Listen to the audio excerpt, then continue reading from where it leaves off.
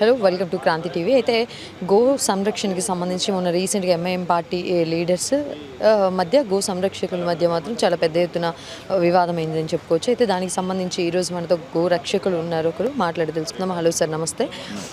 Actually రీసెంట్గా మనం చూసాము ఎంఐఎం పార్టీ నేతలుకి కానీ గో రక్షకులకు కానీ మొత్తం కూడా వాగ్వాదం అయిందని చెప్పుకోవచ్చు. దానికి సంబంధించి గో రక్షకుల మీద కేసులు పెట్టారని చెప్పేసి తెలుస్తూ ఉంది. మీరు ఏం చెప్తారు? అసలు ఎంతమంది మీద కేసెస్ ఫైల్ చేశారు, ఏ సెక్షన్స్ అసలు దేనికి అని చెప్పేసి ఏం చేశారు?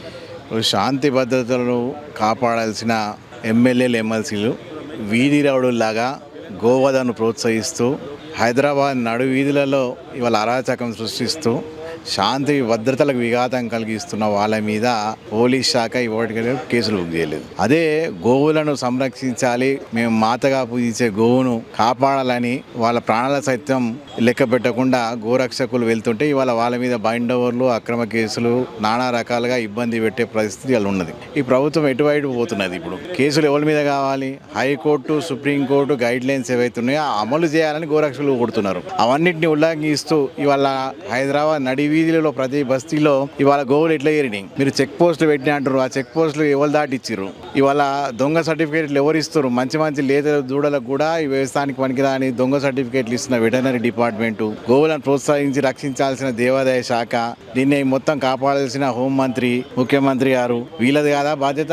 వీళ్ళు పక్షపాత వైఖరి పాటిస్తూ ఓటు బ్యాంక్ రాజకీయాలు, బుజ్జగింపు రాజకీయాలు ప్రోత్సహిస్తూ ఇవాళ ఒక వర్గాన్ని కొమ్ము కాస్తూ గోరక్షకుల మీద ఇటువంటి ఇబ్బందులు గురి చేసే ప్రయత్నం కరెక్ట్ కాదు. ఖచ్చితంగా ఎవరైతే దోషులు ఉన్నారో వారి మీద కేసులు బుక్ చేయాలి, పీడీ యాక్ట్లో బుక్ చేయాలని మేము డిమాండ్ చేస్తున్నాం. Yes sir. అయితే ఇప్పుడు ఆల్రెడీ కేసులు ఫైల్ చేయడం జరిగింది గో రక్షకుల పైన. అయితే మీ డిమాండ్ ఏంటి? ఇప్పుడు పెట్టినటువంటి కేసును వెనక్కి తీసుకోవాలని చెప్పేసి ఏ విధంగా డిమాండ్ చేస్తాం?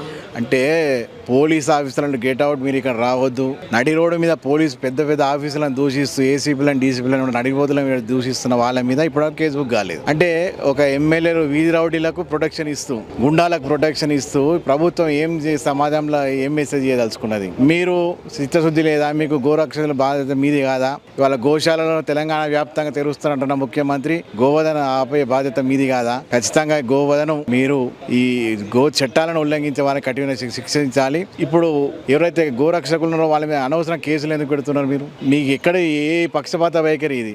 ఆ ఎమ్మెల్యేలు, ఆ ఎంఐఎం గుండాలను ఖచ్చితంగా పీడీ యాక్ట్ బుక్ చేయాలని మేము సందర్భం కొడుతున్నాం.